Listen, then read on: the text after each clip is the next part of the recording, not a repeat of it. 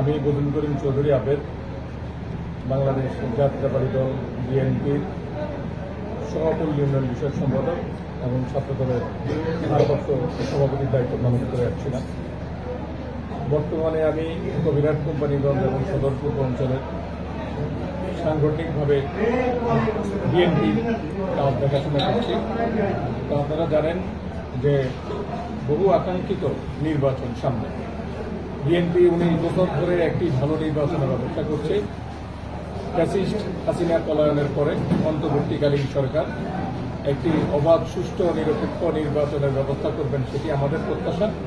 সে অনুযায়ী ইতিমধ্যে আমাদের প্রধান উপদেষ্টা ডক্টর ইউনূস সাহেব ফেব্রুয়ারির প্রথম সপ্তাহে একটা সম্ভাব্য নির্বাচনের কথা বলেছেন। আমরা অচিরেই আশা করব তারা সুনির্দিষ্টভাবে তফসিল ঘোষণার ডেট দিবেন এবং নির্বাচনের ডেট দেবেন।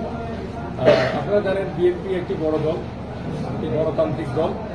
গণতান্ত্রিক আন্দোলনে, ভোটাধিকারের আন্দোলনের জন্য বিএনপি দীর্ঘ 17.5 বছর ধরে আন্দোলন সংগ্রাম করেছে। বহু শহীদ হয়েছে, হাজারো লক্ষ নেতাকর্মী জেল জুলুম নির্যাতনের মধ্যে দিয়ে আছে। আপনারা ইতিমধ্যে দেখেছেন যে আমাদের প্রিয় নেতা ভারপ্রাপ্ত চেয়ারম্যান তারেক রহমান 300 আসনের প্রার্থীদেরকে নিয়ে মত বিনিময় করেছে। সেখানে স্পষ্ট একটা বার্তা এসেছে, যাদের 17.5 বছরের আন্দোলন সংগ্রামে যারা মাঠে ছিলেন, যাদের ত্যাগ আছে, কর্ম আছে, ধারাবাহিকতা আছে, সর্বোপরি যার যার অঞ্চলে সে জনপ্রিয় এবং সাধারণ মানুষের কাছে খুবই প্রশংসিত ব্যক্তিত্ব, এইরকম ব্যক্তিকেই ধানের শীষের প্রতিনিধি হিসাবে উনি নির্বাচিত করবেন। এবং আমরাও আশা করি যে সারা বাংলাদেশের গণতান্ত্রিকভাবে মানুষ মুখিয়ে আছে ভোট বিপ্লবের জন্য, ভোটাধিকার প্রয়োগ করে একটি নির্বাচিত সরকার গঠনের জন্য। আর সেক্ষেত্রে তারেক রহমান আমাদেরকে যে নির্বাচনের প্রার্থী দেবেন, সেই নির্বাচনের প্রার্থীকে নিয়ে আমরা বিএনপি, ছাত্রদল, যুবদল সহ আমাদের সমস্ত অঙ্গ সংগঠনগুলো এগিয়ে যাব এবং তারেক রহমানের সিদ্ধান্ত এক্ষেত্রে চূড়ান্ত। আমরা তারেক রহমানের সিদ্ধান্তে অপেক্ষায় আছি।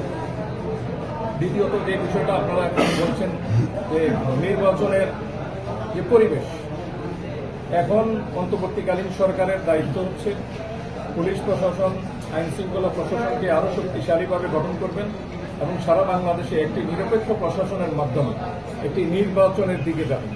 পরিবেশ, কেউ কেউ বলছেন যে পরিবেশ এখনো ঠিক নেই।